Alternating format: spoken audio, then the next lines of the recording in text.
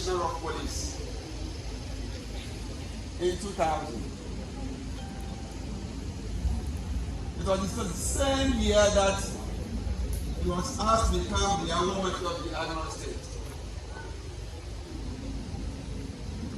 As a fingerprint specialist, so you are criminal, your fingerprint will expose you. That's what it's feel.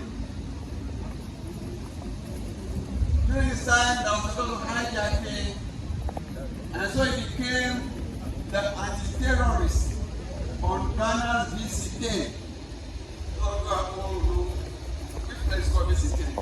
Ghana Airways.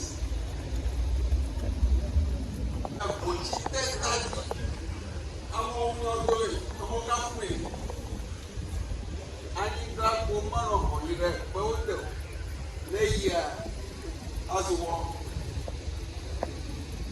never over here.